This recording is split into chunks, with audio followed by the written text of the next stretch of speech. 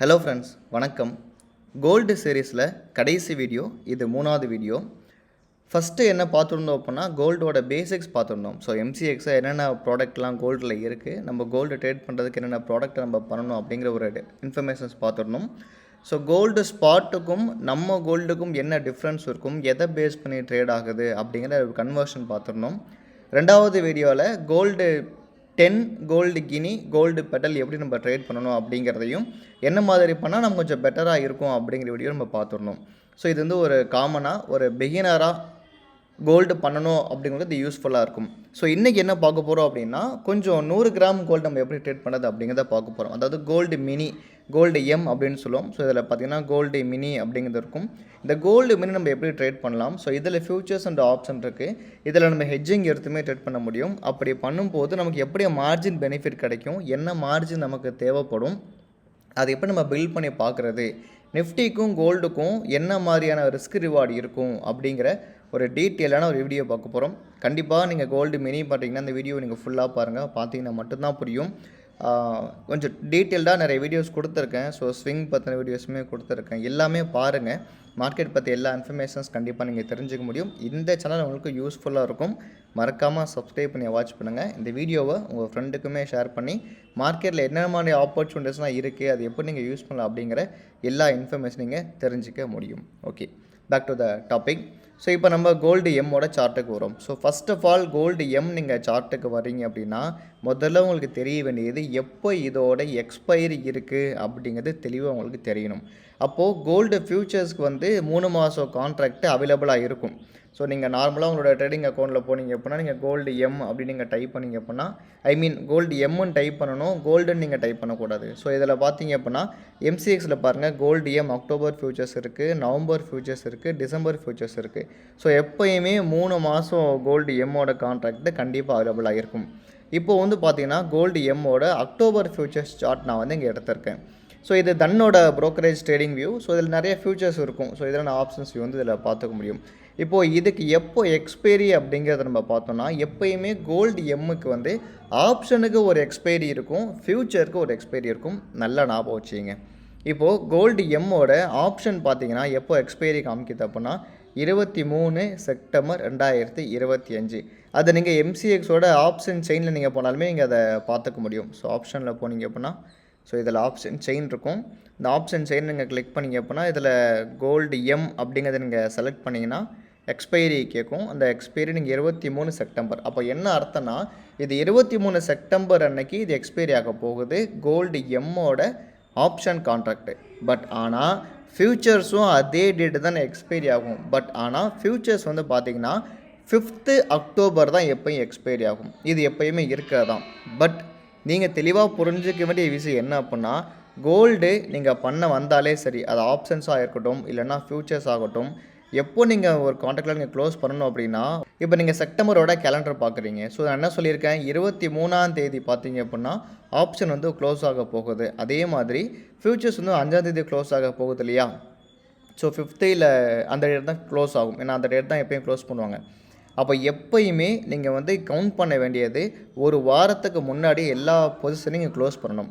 அப்போது gold M பொறுத்தவரை எப்போ நீங்கள் க்ளோஸ் பண்ணணும் அப்படின்னா செப்டம்பர் 26க்குள்ளே நீங்கள் க்ளோஸ் பண்ணணும். 1 வீக் பிஃபோராகவே நீங்கள் அக்டோபரில் முடிய போகுதுன்னா நீங்கள் 26ஆம் தேதியே கண்டிப்பாக நீங்கள் க்ளோஸ் பண்ணணும். அதே மாதிரி 23ஆம் தேதி ஆப்ஷன் முடிய போகுதுன்னா நீங்கள் 19ஆம் தேதியே எல்லாத்தையும் க்ளோஸ் பண்ணணும். எப்போயுமே ப்ரியராக க்ளோஸ் பண்ண சொல்கிறேன் ஃப்ரெண்ட்ஸ், அவ்வளோதான். எக்ஸ்பைரி என்னைக்கு அப்படிங்கிறத பார்த்துக்கிட்டு முன்னாடியே க்ளோஸ் பண்ணதுக்கான ஒரு ஆப்பர்ச்சுனிட்டி பார்த்தீங்கன்னா க்ளோஸ் பண்ணிடுங்க, அவ்வளோதான். இதுதான் கோல்டு எம்மில் முக்கியமாக நீங்கள் தெரிஞ்சிக்க வேண்டியது. எப்பையும் ஆப்ஷன்ஸும் ஃபியூச்சர்ஸும் 1 வீக் டிஃப்ரென்ஸில் எக்ஸ்பைரி ஆகும். எதுவாக இருந்தாலும் ஒரு வாரத்துக்கு முன்னாடி நீங்கள் என்ன பண்ணணும் அப்படின்னா க்ளோஸ் பண்ணணும். இதை நீங்கள் ஞாபகம் வச்சுங்க. ஓகே, இந்த கோல்டில் ஸ்ட்ராட்டஜிலாம் அதே தான். நான் அதில் இது பெருசாக எதுவும் மாற்றலை. நான் கோல்டு பெட்டல்லே சொல்லியிருப்பேன் 20 EMIக்கு மேலே வரும்போதே நீங்கள் ட்ரேட்ஸ் எடுத்தீங்க அப்படின்னா நல்ல ஒரு ஆப்பர்ச்சுனிட்டி இருக்கும் அப்படின்னு சொல்லிட்டு. ஃபார் எக்ஸாம்பிள் இப்போ கூட நீங்கள் பார்த்தீங்கன்னா கிட்டத்தட்ட 1,00,000 ஆரம்பித்த கோல்டு வந்து 10,000 பாயிண்ட் ஏறி இருக்குது. ஜென்ரலாக இது மாதிரி இப்போ பெரிய ட்ரேட் வராது, என்னைக்காச்சும் பெருசாக வரும். அந்த மாதிரி வரும்போது நீங்கள் அதை பெருசாக யூஸ் பண்ணிக்கலாம். ஓகே, இப்போது நான் வந்து என்ன பண்ண போகிறேன்னா ஜஸ்ட் ஒரு பேசிக்காக இப்போது ஒரு ஃபியூச்சர்ஸ் அண்ட் ஆப்ஷன் ஃபியூச்சர்ஸ் பண்ணணும் அப்படின்னா ஒரு பேசிக் நான் கொடுத்துட்றேன். ஃபஸ்ட்டு இப்போ நீங்கள் கோல்டோட ஃபியூச்சர்ஸ் நீங்கள் பை பண்ணிங்க அப்படின்னா உங்களுக்கு மேலே போக போக என்ன ஆகுனா ப்ராஃபிட் வர ஆரம்பிக்கும். ஸோ கோல்டு ஃப்யூச்சர்ஸை பை பண்ணிங்கன்னா ஆஸ் யூஸ்வல் கோல்டு உங்களுக்கு மேலே போக போக நல்ல ப்ராஃபிட் வரும். ஒரு வேளை கோல்டு ஃப்யூச்சர்ஸை நீங்கள் பை பண்ணிவிட்டு மேலே போகாமல் உங்களுக்கு எகெயின்ஸ்டாக கீழே போகுது அப்படின்னா என்ன ஆகும்னா உங்களுக்கு லாஸ் ஆக ஆரம்பிக்கும். ஸோ ரொம்ப சிம்பிள், பை பண்ணுறீங்க, மேலே போனால் ப்ராஃபிட்டு, கீழே வந்தால் லாஸ் ஆகும். இது எப்படி சார் நான் ப்ரொடெக்ட் பண்ணலாம் அப்படின்னா, ஆக்சுவலாக நம்ம நிஃப்டியில் என்ன போடுமோ அதே மாதிரி தான். ஃப்யூச்சர்ஸ் நம்ம லாங்கில் இருக்கோன்னா புட் ஆப்ஷன் நம்ம வந்து என்ன பண்ணிக்கிறோன்னா பை பண்ணிக்கிறோம். ஏன் புட் ஆப்ஷன் நம்ம பை பண்ணிக்கிறோம் அப்படின்னா, கோல்டு மேலே போனால் எனக்கு கோல்டு எம்மோ ப்ராஃபிட்டு, புட் ஆப்ஷனோட ப்ரீமியம் கரைஞ்சிரும். அதே மாதிரி கோல்டு எம் நான் பை பண்ணிவிட்டு கீழே வந்தால் கோல்டு எம் எனக்கு லாஸில் வரும். அதே மாதிரி புட் ஆப்ஷன் எனக்கு ப்ராஃபிட்டில் போக ஆரம்பிக்கும். அப்போ நான் மினிமம் லாஸோட வெளில வர முடியும். இது எப்படிங்கிறத நான் பில்டரில் பில்ட் பண்ணி நான் காமிக்கிறேன். ஒரு வேளை கோல்டு நீங்கள் கீழே போகும் அப்படின்னு நினச்சிங்கன்னா கோல்டை நீங்கள் செல் பண்ணுறீங்க அப்படின்னா கீழே போனால் உங்களுக்கு ப்ராஃபிட் வர ஆரம்பிக்கும். கரெக்டுங்களா? ஆனால் நீங்கள் செல் பண்ணிவிட்டு கோல்டு எம் மேலே போச்சு அப்படின்னா கண்டிப்பாக என்ன ஆகும், உங்களுக்கு லாஸ் வர ஆரம்பிக்கும். அந்த லாஸை எப்போ நீங்கள் அரெஸ்ட் பண்ணலாம் அப்படின்னா, ஒரு கால் ஆப்ஷனை நீங்கள் பை பண்ணிட்டீங்கன்னா கோல்டு மேலே போகும்போது இந்த கால் ஆப்ஷன் ப்ராஃபிட்டில் வந்து உங்களுக்கு ப்ராஃபிட் போக ஆரம்பிக்கும். ஆஸ் யூஷுவல் மார்க்கெட்டில் உள்ளவங்களுக்கு இது தெரியும். புதுசாக நீங்கள் பார்க்குறீங்க அப்படின்னா ஃபியூச்சர்ஸ் அண்ட் ஆப்ஷன் நீங்கள் லேர்ன் பண்ணுறதா என்ன சொல்கிறேன் அப்படின்னு புரிய வரும். ஓகே, இப்போ நான் என்ன பண்ணுறேன்னா தன்னோட ஸ்ட்ராட்டஜி பில்டரில் இருக்கேன். இந்த பில்டரை நான் பில்ட் பண்ணி காமிக்க போகிறேன். எவ்வளோ ரிஸ்க் வருது, ஒரு வேளை நீங்கள் எடுத்துட்டீங்க அது உங்களுக்கு எகெயின்ஸ்டாகவே ஃபுல்லாகவே போனாலும் என்ன ரிஸ்க் வருது அப்படின்னு நம்ம வந்து பார்க்க போகிறோம். ஓகே, ஸோ இந்த பில்டரில் ஓப்பன் பண்ணிட்டீங்க அப்படின்னா இதை டெலீட் பண்ணிவிட்டு நீங்கள் ஜஸ்ட்டு என்ன பண்ணுங்கள், அந்த சர்ச்சில் போயிட்டு உங்களுக்கு என்ன ப்ரோக்கரேஜ் இருக்கோ, Alice Blue, Angel One, Zerodha எது இருக்கோ அதில் எல்லாத்தையும் பில்டர் இருக்கும், அதையே நீங்கள் யூஸ் பண்ணிக்கலாம். ஓகே, நான் இப்போ என்ன பண்ணுறேன், கோல்டு எம் அப்படின்னு நான் டைப் பண்ணுறேன். கோல்டு எம்மோட அக்டோபர் ஃபியூச்சர்ஸ் நான் இப்போ கிளிக் பண்ணிங்கன்னா அது வந்துடும். இந்த எக்ஸிஸ்டிங் டெலீட் பண்ணிடுங்க. ஆட் நியூ தரேன். ஆட் நியூ கொடுத்துட்டு இதில் மேலே பார்த்தீங்கன்னா ஆப்ஷன்ஸ் இருக்கும், பக்கத்தில் ஃபியூச்சர்ஸ்னு இருக்கும். நான் ஃபியூச்சர்ஸ் கிளிக் பண்ணிக்கிறேன். மொத்தம் 3 மாதம் ஃபியூச்சர்ஸ் அவைலபிளாக இருக்குது. நான் எப்போயுமே கரண்ட் மாதம் வரைக்கும் தானே ட்ரேட் பண்ணுவேன். இது முடிய போதுன்னா மட்டும்தான் நான் அடுத்த மாதத்துக்கு போவேன், ஏன்னா அப்போ தான் ப்ரீமியம் கம்மியாக இருக்கும். ஓகே, நான் இப்போ என்ன பண்ணுறேன், ஆஸ் யூஸ்வல் நான் கோல்டு என்ன பண்ணுறேன், நான் லாங் எடுக்கிறேன், பை பண்ணுறேன். இப்போ கோல்டு ட்ரேட் ஆகிற ப்ரைஸ் அப்படிங்கிறது பார்த்தீங்கன்னா 1,09,280. அப்போ அடுத்த மணி தான் நம்ம எடுக்கிற மாதிரி இருக்கும். அதை நமக்கு ஓரளவுக்கு ரீசனபிளான ஒரு ப்ராப்பர் ரிஸ்க் ரிவார்டு கிடைக்கும். ஸோ அடுத்த மணி அப்படின்னு பார்த்தோம் அப்படின்னா இந்த 1,09,000 தான் அடுத்த மணி. கோல்டு பொறுத்தவரை நீங்கள் ரவுண்ட் ஃபிகர் அப்படிங்கிறது நீங்கள் 1000ல் பார்க்குறது பெட்டர். நான் இங்கே நான் என்ன பண்ணுறேன், நான் பை பண்ணிட்டேன். இப்போ நான் ஒரு கோல்டை பை பண்ணுறேன்னா இதோட எக்ஸ்பைரி பாருங்கள் 3 அக்டோபர்னு காமிச்சிருக்கு. எனக்கு தேவைப்படுற மார்ஜின் எவ்வளோன்னு பார்த்தீங்கன்னா எனக்கு இங்கே 78,000 மார்ஜின் எனக்கு தேவைப்படும் 100 கிராம் கோல்டு வாங்குறதுக்கு, ஃபியூச்சர்ஸ் நான் வாங்குறதுக்கு. ஓகே, இப்போ நான் என்ன சொன்னேன் உங்கள்கிட்ட, இப்போது கோல்டு இந்த பே ஆஃப் சார்ட்டில் பார்த்தீங்கன்னா உங்களுக்கு மேலே போக போக போக ப்ராஃபிட் வரும், கீழே போக போக மேக்ஸிமம் லாஸ் வரும். ஒரு வேளை கோல்டை வாங்கிட்டு 1,05,000 போச்சுன்னா உங்களுக்கு 43,000 லாஸ் வரும்.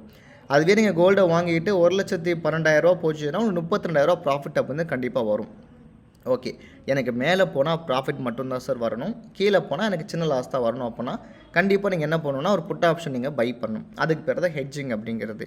அகெயின் நீங்கள் இப்போ ஆட் நியூ கொடுத்துட்டீங்க அப்படின்னா இப்போது கரண்ட்டு செப்டம்பருக்கான ஆப்ஷன் ஓப்பன் ஆகும்.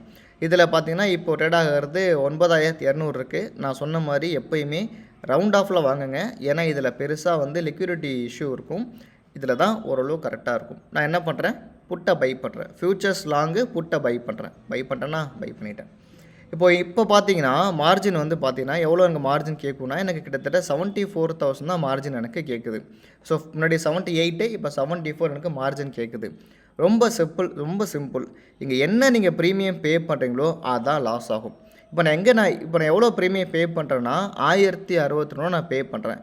அப்போனா இது ஒரு பாயிண்ட்டுக்கு 10 ருபீஸ்னு கணக்கு. இதோட ஆப்ஷனோட ஒர்த்து வந்து 10,620.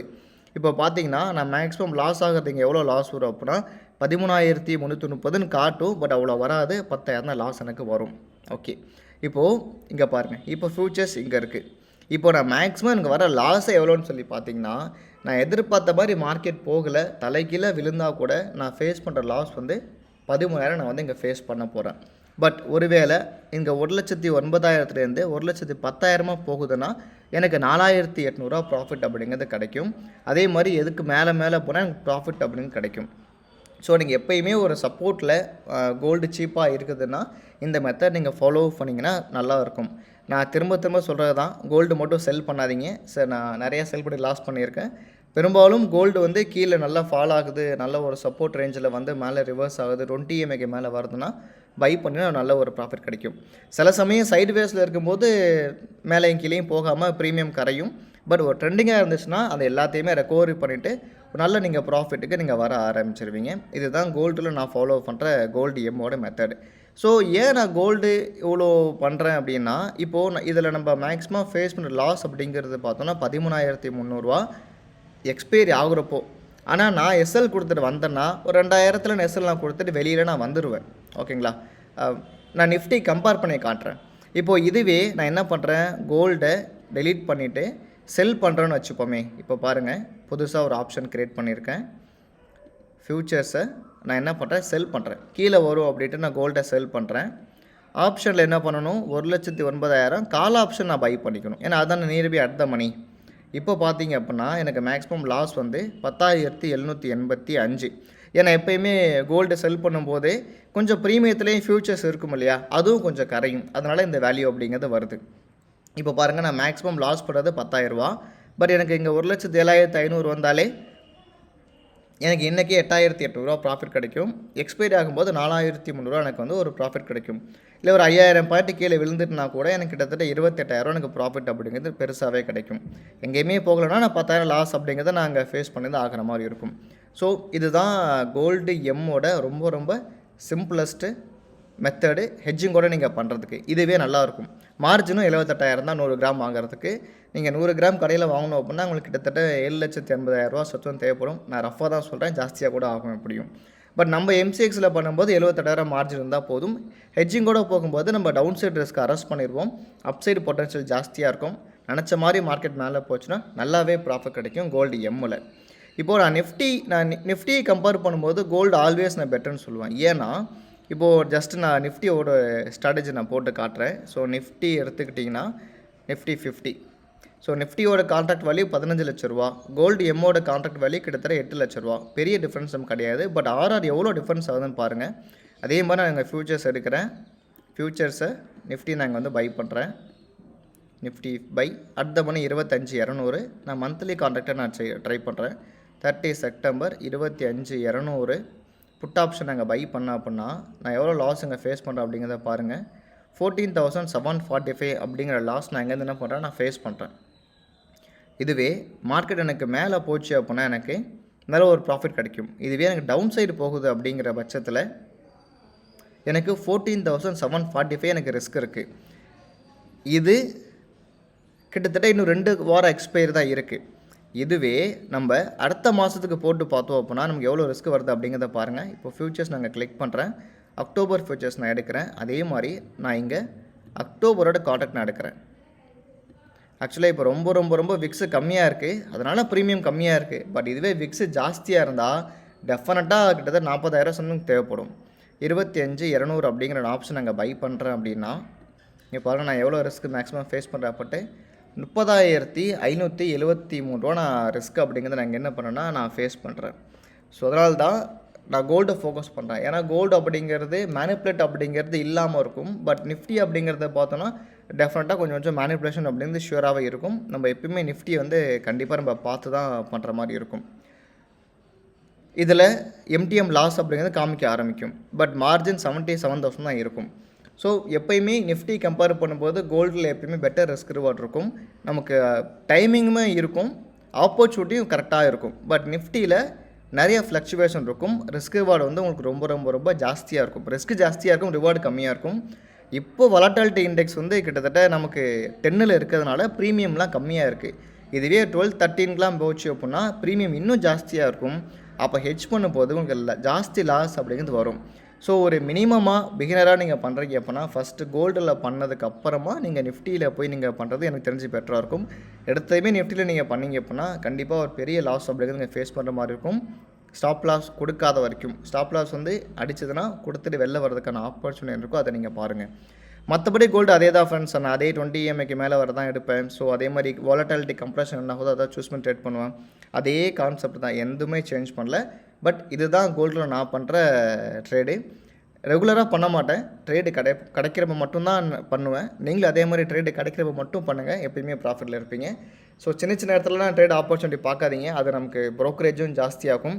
ரெண்டாவது நம்ம ஒரு தடவை ட்ரேட் பண்ணோம் அப்படின்னா கிட்டத்தட்ட நமக்கு ரூ. 350 400 ப்ரோக்கரேஜ் போகும். 2 தடவை பண்ணால் அதுவே ரூ. 800 நமக்கு போகிற மாதிரி இருக்கும். லாஸ் எக்ஸ்ட்ரா நீங்கள் புக் பண்ணுற மாதிரி இருக்கும். ஆப்பர்ச்சுனிட்டி கிடச்சா பண்ணுங்கள், இல்லைனா அமைதியாக இருங்க. கோல்டு நல்லாவே நீங்கள் ப்ராஃபிட் பார்க்கலாம். கோல்டு நான் கம்ப்ளீட் பண்ணியிருக்கேன். ஸோ என்னோடய ட்விட்டருக்கான லிங்க்குமே டிஸ்கிரிப்ஷனில் கொடுத்துருக்கேன். டிஸ்கார்டில் நிறைய ப்ராப்ளம் இருக்குது. ஸோ ஹியர் ஆஃப்டர் கொஞ்சம் ட்விட்டரில் போடலான்னு இருக்கேன். ஸோ ட்விட்டருக்கான லிங்க்கும் கொடுக்குறேன், மறக்காமல் அதிலே நீங்கள் ஜாயின் பண்ணிக்கோங்க. ஸோ இந்த கோல்டு பற்றின டவுட்ஸ் அண்ட் கமெண்ட்ஸ் ஏதாச்சும் இருந்துச்சுன்னா கண்டிப்பாக நீங்கள் எனக்கு அப்டேட் பண்ணுங்கள். நான் பார்த்துட்டு ரெஸ்பாண்ட் பண்ணுறேன். ஸோ வேறு எது மாதிரியான ஒரு சீரியஸ் உங்களுக்கு தேவைப்படுது அப்படிங்கிறதே கண்டிப்பாக நீங்கள் கமெண்ட்டில் தெரியப்படுத்துங்க. நான் பார்த்துட்டு முடிஞ்சால் அதுக்கான ப்ரிப்பரேஷன் பண்ணி நான் கண்டிப்பாக வீடியோ அப்லோட் பண்ணுறேன். ஸோ தேங்க்ஸ் ஃபார் வாட்சிங். தேங்க்யூ.